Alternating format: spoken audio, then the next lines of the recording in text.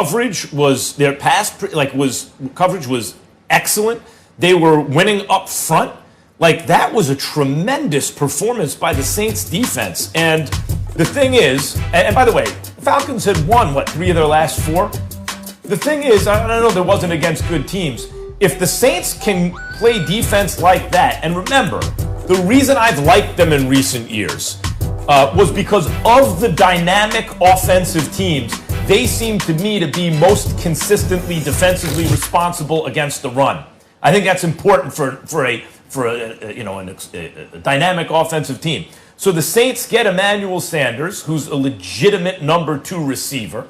They have their receivers back now. They made that move for Quan Alexander that I mentioned at the trade deadline, which is really, they got a lot of value in terms of production right now. His contract is another story, but it showed that the Saints were serious about winning right now, and it's paying dividends. That was the best defensive performance I think I've seen from the Saints all season, and with Drew Brees out for a while, they're going to need it. But I actually think the story of the game, in terms of the headlines, obviously, is Taysom Hill is the most interesting part. But in terms of who actually performed the best, I think it was the D.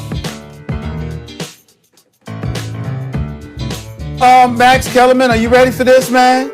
I wasn't moved. I wasn't moved by the Saints defense. I understand that they were highly effective and all of that stuff, but I wasn't moved. Yes, you got 8 sacks against Matt Ryan, but that offensive line is atrocious. Julio Jones had a hamstring injury. He was in and out all game long. He had 2 receptions. Some dude named Cage or Gage, whatever the hell his name was, he was targeted 12 times.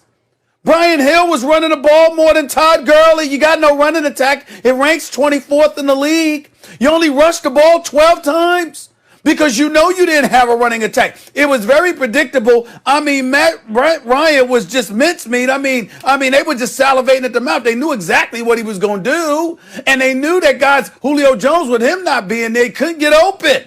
So, I mean, the Saints deserve props and credit. Don't get me wrong. But when I say that I wasn't moved, I mean, I was more moved by what I saw from Taysom Hill. Because let me tell you something right now. This brother can do something that Drew Brees can't do, and that's run with that damn football. In today's day and age, if you are a quarterback with wheels and you watch Lamar Jackson with his suspect throwing ability, at least last year and the year before, run the football so effectively all the way to league MVP on us. If you can run with the football, it's something that needs to be utilized. And sure enough, that's what Taysom Hill did. Ran for 2 touchdowns, ran for 51 yards. And oh, by the way, when he threw the football, other than that floater, that Hail Mary to Emmanuel Sanders for 44 yards, I mean, he was pretty much throwing the football effectively throughout the day, completed 78% of his passes. I didn't expect that from him.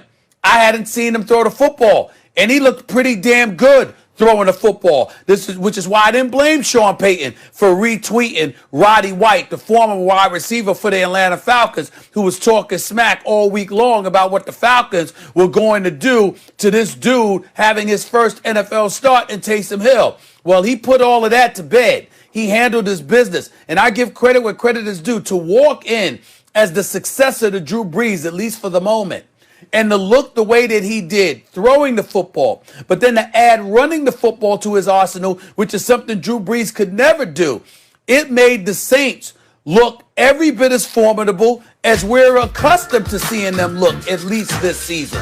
And that is what impressed me. It's who he was coming in after, which was Drew Brees. It was how effective he threw the football.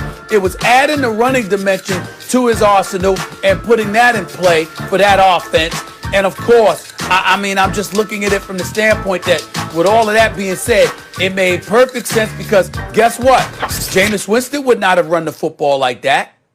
So having Taysom Hill in there playing the way that he played, I got to stand down and give this young brother, this 30-year-old brother, props for showing up in the lineup and playing the way that he played yesterday. You can't get Jameis Winston to run the football that way. And if he threw the football that way, you stand and give him a round of applause. I got to give Taysom Hill the love today, even more so than the Saints. Well, look, Look, that's why I couldn't figure out. Why was Sean Payton lying to us, right, at the Super Bowl? Like, how does that help him to tell us he's going to, that Taysom Hill is the quarterback of the future when we started hearing, oh, yeah, they're going to start Jameis. And then I was like, oh, coach wasn't lying.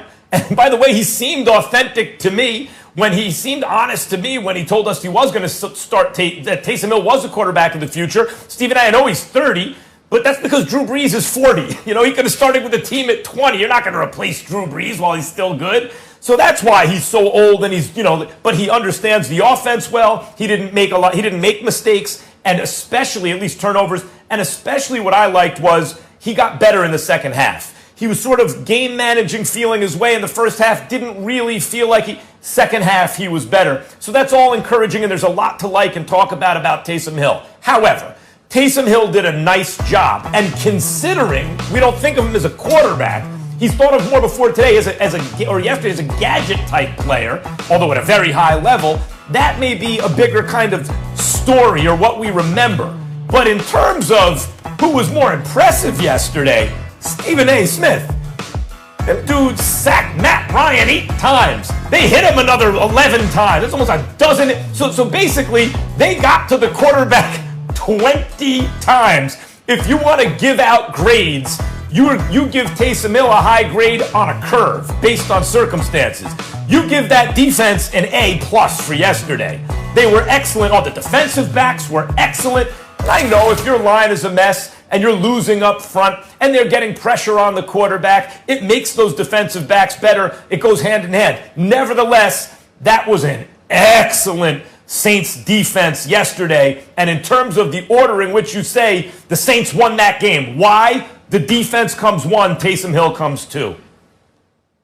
Well, I understand where you're coming from, Max, but I'm just saying, I'm indicting the Atlanta Falcons. You know that I officially believe they're the dumbest team in the NFL when you consider the fact that they treated an onside kick like it was a punt. Remember, against the Dallas Cowboys. I won't forgive them for that for years. We all know how I feel about them. But then when you couple that with the fact that you got a stud like Julio Jones, who's clearly, suffering from his hamstring and he was in and out all day long. Again, this kid Gage might be something special. I mean, he was targeted 12 times for a reason. I'm not trying to cast any aspersions on him whatsoever. I had one of my boys just text me talking about how the kid's out of LSU and he's going to be a stud and he can ball. I respect that. I'm not dismissing that by any stretch of the imagination. All I'm saying is for this season, when you think about the Atlanta Falcons, you think about Julio Jones, Calvin Ridley, Todd Gurley, and this Atlanta Falcons offense. And bottom line is, from a running